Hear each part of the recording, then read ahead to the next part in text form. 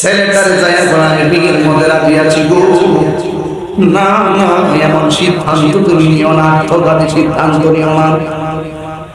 তুমি তার কি দেখা তুমি নিয়ত করেছো, কি দেখা তুমি পাগল হয়েছো, কোন কারণে তুমি তার জন্য বিয়ে বসার জন্য তুমি দিবানা হয়েছো?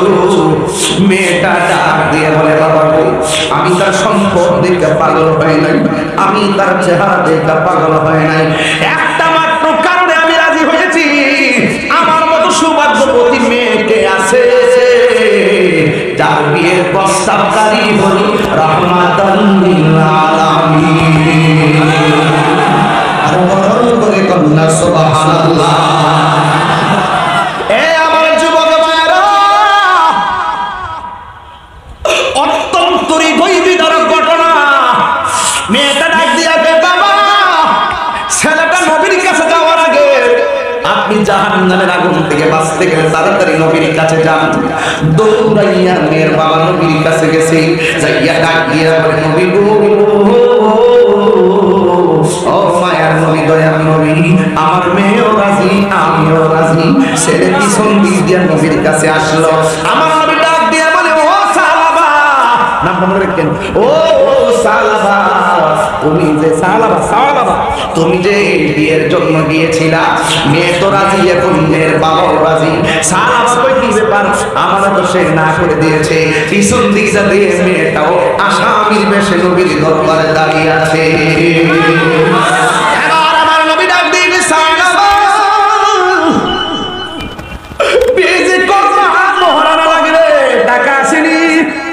সালাবা বলে, নবী গো, গেঞ্জিটা ছাড়া, নিচের লুঙ্গিটা ছাড়া আমার কোনো কিছু নাই, সব আমি দিনের জন্য আমি সব কুরবানি করে দিয়েছি। এবার নবীর সাহাবীরা ডাক দিয়ে কয়, নবী গো, আমরা তো আছি, আমরা তার টাকা দিব, স্বাবলম্বী বানাইয়া দিব। ও বন্ধুরি,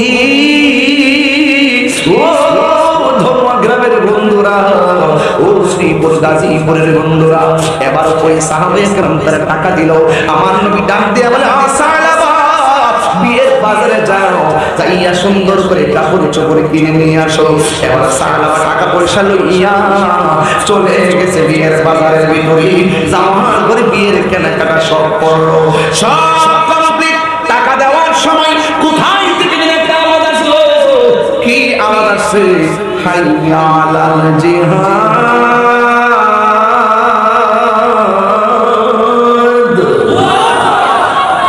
হাইয়া আলাল জিহাদ, হাইয়া আলাল জিহাদ।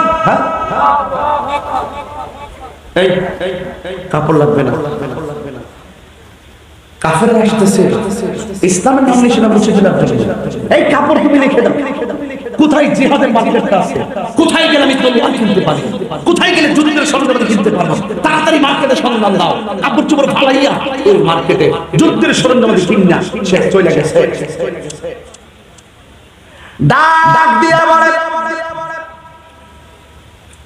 কাপড় চোপড় ফালাইয়া সব যুদ্ধের মাল কিনা সালাবা যুদ্ধের ময়দানে চলে গেছে। এই দিকে নবীর কাছে খবর আসলো, নবী গো আমার, আপনার সালাবা যুদ্ধের ময়দানে চলে গেছে। আমার নবী যুদ্ধের ময়দানে চলে গেল, যাইয়া দেখে অনেকগুলা লাশ মাটির মধ্যে রক্তাক্ত অবস্থায় পড়ে আছে, কিন্তু সালাবার লাশ খুঁজে পাওয়া যায় না। ও বন্ধুরে, সালাবার লাশ খুঁজে পাওয়া যায় না। হঠাৎ করে নবী তাকায়া দেখে সালাবার লাশটা মাটির মধ্যে পড়ে আছে, চেহারার মধ্যে রক্তে রঞ্জিত লালের লাল হয়ে রয়েছে। সালাবার চেহারা দেখে আমার নবী চোখের পানি ফালায় কান্না করে দিলেন। যুবক, আমি একবার বলছি, হাসবি কম, কাঁদবি বেশি, আদর লাগবে, ধৈর্য লাগবে। দেখো আমার সালাবার নবীর প্রতি কেমন আদর ছিল, দেখো জিহাদের প্রতি, জিহাদ করতে গিয়ে কেমন ধৈর্য ছিল। আমার নবী তাকায় দেখতেছে সালাবার লাশটা যুদ্ধের জমিনে পড়ে আছে, আর আমার নবী সালাবার চেহারার দিকে তাকায় চোখের পানি জমার ছেড়ে কান্না করে দিল। নবী আমার চোখে